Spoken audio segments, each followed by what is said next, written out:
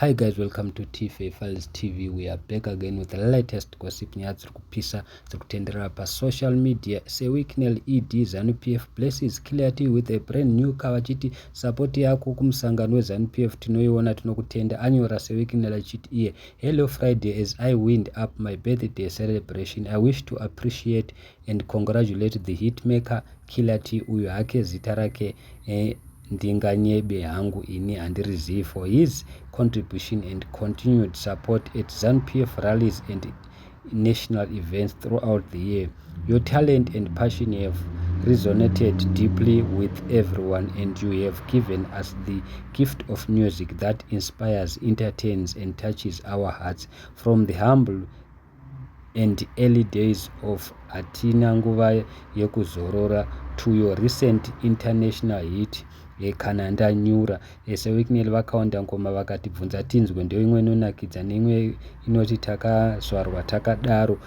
Asi vaenderera mberi seWicknell vachiti your loyalty support to the ruling party entitles you immense recognition. Tanga tichizviona hauna kufanana nevaya vanokumbira mota pasina zvavaita. So guys, handizivi munoti kudinazvo, asi vazukuru vambuya naenda vataura zvinhu zvakawanda zvakasiyana siyana. Aripo mumwe munhu auya akati only in Zimbabwe a thief will flaunt stolen money in front of the victims.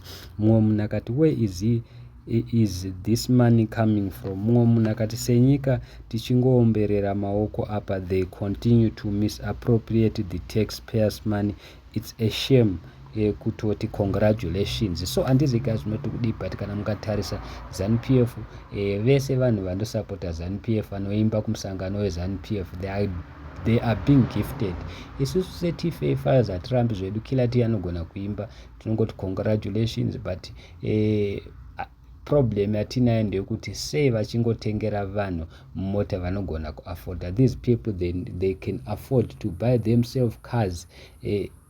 MuZimbabwe kana mukatarisa zvipatara hazvisi kushanda, hatina mapiritsi, zvese zvinhu zviri kukolapsa muZimbabwe, but yet zvavanogona kutengera vanhu vemusangano vanoimbira musangano. Ndo zvakazoitwa naRicky Fire last time pamakaona Ricky Fire akutiza kuTriple C kunana Chamisa kwaijamba jamba, because ZANU-PF inokukandirai mari. Vese vanhu vane vachisapota vana Chamisa vanongotiza chete because masingers akawanda anoenda kuZANU-PF kwana achipuwa mari dzodzidzi. Saka handizi guys munoti kudii nazvo, but vanhu vakawanda vari kuzviramba, vari kuti aiwa kune vamwe vanhu tinobvuma zvedu, but problem yavo ndeyekuti vanhu vari kutambura. Mukaenda kumamisha vanhu vari kudzidzira muzvikoro zvakapazika.